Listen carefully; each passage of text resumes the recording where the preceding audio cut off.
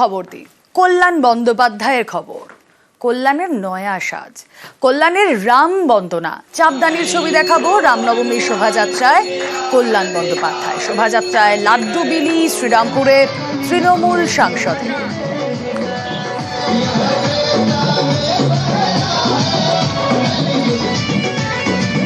ছবি দেখছেন আপনারা, কল্যাণ বন্দ্যোপাধ্যায় তৃণমূল সাংসদ, শ্রীরামপুরের তৃণমূল সাংসদ।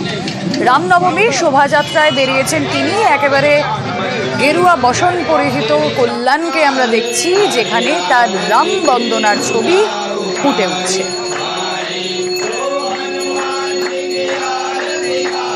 জয় শ্রীরাম, জয় শ্রীরাম, বেচো না গো, জয় বজরংবলী, জয় বজরংবলী, জয় বজরংবলী, জয় শ্রীরাম, জয় শ্রীরাম, জয় বজরংবলী, জয় বজরংবলী, জয় বজরংবলী, জয় বজরংবলী।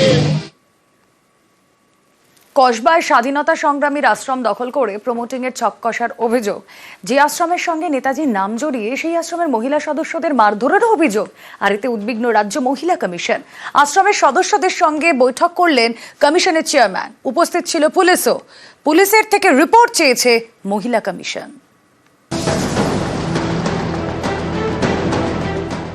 কসবায় সরলা পূর্ণাশ্রম, স্বাধীনতা সংগ্রামীর আশ্রম।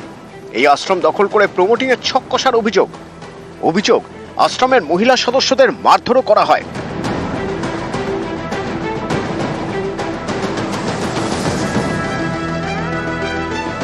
এই মর্মে এবছরই আশ্রম কর্তৃপক্ষ নালিশ জানায় রাজ্য মহিলা কমিশনে। বুধবার কমিশন ডেকে পাঠায় আশ্রমের মহিলাদের। তাদের সঙ্গে বৈঠক করেন কমিশনের চেয়ারম্যান।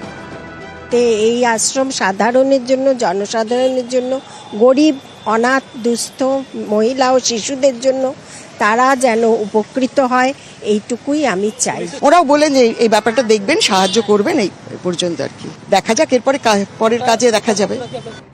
বুধবার কমিশনের ডাকা বৈঠকে পুলিশও ছিল।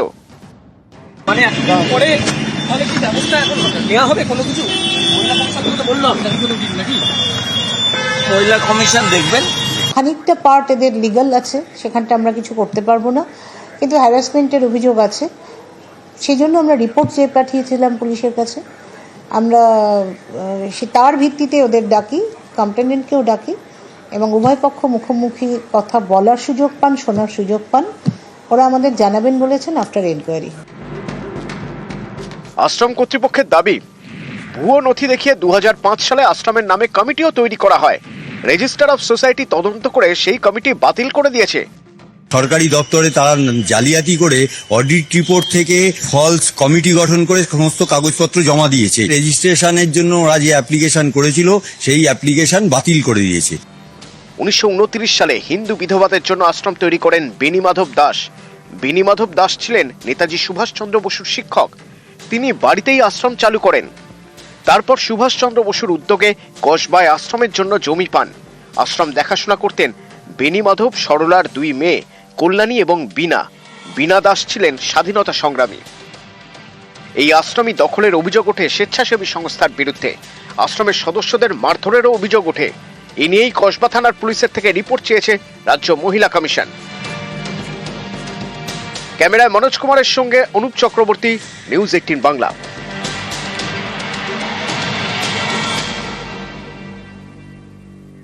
সরকারি জলাশয় দখল, মঙ্গলবার এই খবর দেখাই আমরা নিউজ 18 বাংলা। সেই খবরের জেরে বুধবার পদক্ষেপ। সরকারি জলাশয় দখল মুক্ত করল বরানগর পুরসভা।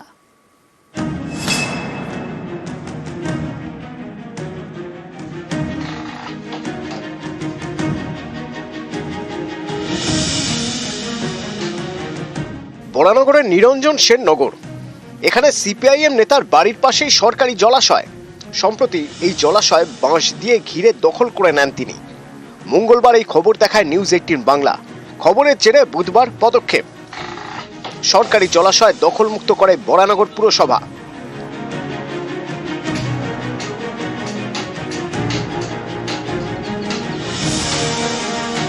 আমরা কমপ্লেন করেছিলাম, তার জন্য আপনাদের নিউজ 18 বাংলা দেখিয়েছেন। তার পরিপ্রেক্ষিতে প্রশাসনিক থেকে আমাদের বিধায়ক সায়ন্তিকা ব্যানার্জি তার পদক্ষেপ নিয়ে এবং বিষয়টিকে অতি গুরুত্ব দিয়ে দেখেছে এবং যে জলাজমি ভরাট করছিল যে উদয়শঙ্কর ঘোষ সিপিএমের নেতা, তার পরিপ্রেক্ষিতে তিনি তার অ্যাকশন নিয়েছেন এবং আজকে জলাজমিটি সম্পূর্ণ উন্মুক্ত করা হয়েছে এবং আপনাদের নিউজ চ্যানেলকেও প্রচণ্ড পরিমাণে ধন্যবাদ জানাচ্ছি।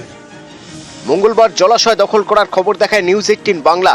নিজের বিরুদ্ধে ওঠা অভিযোগে আজব সাফাইও দেন সিপিআইএম নেতা। ভরাট করছি না, পাইলিং দিচ্ছি, ভরাট করছি না। সবাই করেছে তাই আমি করছি। আপনি করতে পারেন, আর সবাই করছে বলে আমি করেছি। আপনার সাথে কথা বলবো। বুধবার আর মুখ খুলতে চাননি সিপিআইএম নেতা।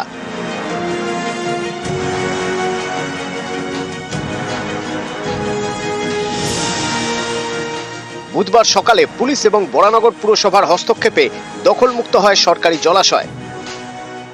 গতকালের আপনাদের তত্ত্বাবধান এবং আমাদের বিধায়িকা সায়ন্তিকা ব্যানার্জির সহযোগিতায় আমরা আজকে এই জলাশয় জমিটাকে উন্মুক্ত করতে পেরেছি।